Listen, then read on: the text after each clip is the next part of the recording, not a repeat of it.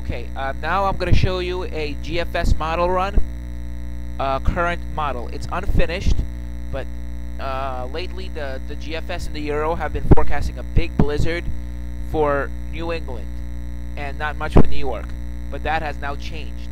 I will show you what I mean. I'm going to take you 66 hours out from now, and I'll show you MSL.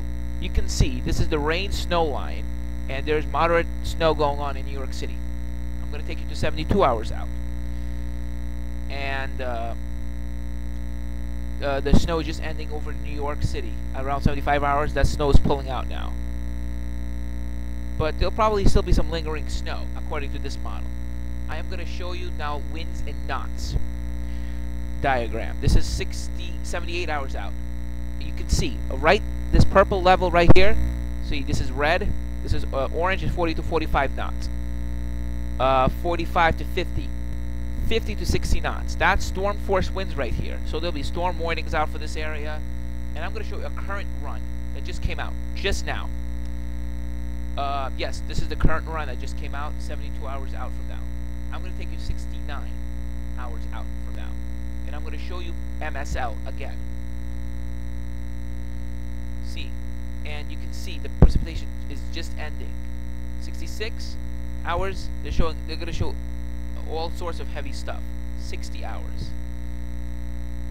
See, heavy. So I'm going to zoom in and just show you what they're showing. I mean, what they're showing here is a blizzard all from Boston all the way down through Long Island. Based on this model, I'm going to have to up the snowfall amounts. I'm thinking up to a foot in New York City. Why am I thinking that? Because this is the rain snow line. First of all, I'll show you winds and knots. The winds will be out of the northeast, which is perfect for heavy snowfall. As you can see, the low will be off the coast, and it'll be bringing in northerly winds at 25 to 35 miles an hour. But the thing is, the wind is in knots, not in miles per hour. So the winds will be 28 to 35 knots, or 30 to 40 mile an hour per hour northerly winds. This will bring absolute blizzard conditions, no doubt. There's no doubt that this is going to be a major snowstorm for New York City. At 75 hours out, the snow will be just ending over Massachusetts, and the storm will be winding down again. I'm going to show you 93 hours out as far as I can show you. And there'll be another storm coming in, but this one is going to be a warm core storm. I'm going to show you what the GFS has been showing. This is the 12 GMT run. I'm going to show you winds and knots. There is a potential for another snowstorm. You can see there's one developing here.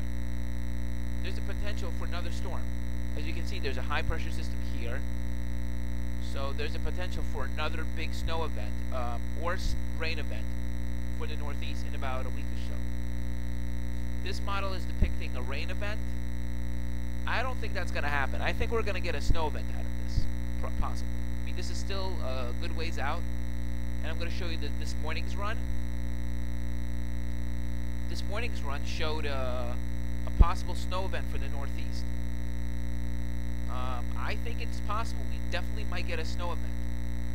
I'll show you the relative humidity above ground level. See, there's a big low coming.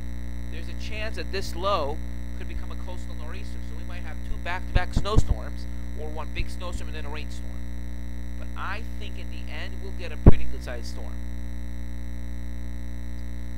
What kind of storm? I don't know, but I think this has the potential to become a snowstorm, or at least a slush or a mixed storm. Because as you can see, this storm is gonna go out to sea. Go up to the north. I'm gonna show you 264 hours out from now. Nothing much going on. 288. Nothing much. Clipper system's probably gonna come in, but this is probably yeah. Let's go show you 384 hours out, or the most the GFS can go. Big storm, as you can see right here. I'm gonna go take you 1 day back, 24 hours back. This storm is going to be a miss for us. As you can see, I'll show you MSL. This is going to be a miss. You can see this. This is the 540. This is the Arctic air coming in. There is a chance it could hit the Northeast, but I doubt it. I think most likely it's going to go out to sea. It's going to probably hit up to Nova Scotia. Well, they'll get a storm. There's a chance we might get a storm from here, but it's not extremely likely yet. Well, I think we're gonna get New York City on the order of a foot is likely. I think we're gonna likely get at least a foot of snow in New York City. I will show you the duration of the snowfall in New York City. Okay. So the snow should start about 51 hours out. I don't know if it's gonna rain or if it's gonna snow, but I'll show you precipitation type, just to clarify. Rain, 54. Now it's all snow in New York City. See, it just collapses down. So it's going to start around this time. Right now it's probably going to start snowing. So 57. Snowing. 60. It's snowing. That's the combination. 63. It's going to now be pulling out or be winding down. You can see now it's winding down. 66. That's the combined snow. This is not going to be like, now it's going to be pulling out. See? I don't think it's going to end that sharply. Usually when the low is going to be here, there's probably going to be lingering snow showers. Snow is probably going to be ending around this time. I'll show you the NAM model. The NAM model has been showing a similar scenario. Some not as bad as the others, but the NAM has been the weakest of them all. But now the NAM is starting to develop the storm pretty strongly now. This looks like a double barrel area of low pressure right here. New York City looks like it's not going to get much from this. Looks like this is going to be a type of storm I like to call a dud, according to the NAM. The NAM is not a reliable model. Usually the more reliable models are the long-range models, like the Euro. The EC, this model is the most reliable of them all. And even this model forecasts a pretty big storm. As you can see, it's going to be snowing at this time in New York City. Rain transitioning to snow. And see, there'll be moderate to heavy snow across the New York City area, Boston. And you see the storm will be winding itself up. This is definitely blizzard. Boston, right along the immediate coastline, should be mixing with rain. New York City should get at least a foot from this. I mean, because you can see how long it's going to linger for. Especially for New England. You see, it's even backing in. You see what it's doing. You'll see what's going from 66. It looks like the storm is trying to pull away. But look, I'm going to take you to 78. The storm is going to stall, as you can see. Stall. See? The storm is going to stall itself. So 2, 3, 4 feet, I'm thinking. Because look, snowfall rates of 3 to 4 inches an hour. Definitely. This is going to be like 0.75. That's going to be like 2, 3, 4 inches per hour snowfall rates. And now look, let's go to 84 hours now, 12 hours later. Still snowing. And the low is still right off the coast. I mean, this low is going to stall and just sit there and spin itself out. I mean, this is unbelievable. This is a storm of epic proportions. This could be worse than 1978, potentially, folks. This could be one of the historic snowstorms of the Northeast.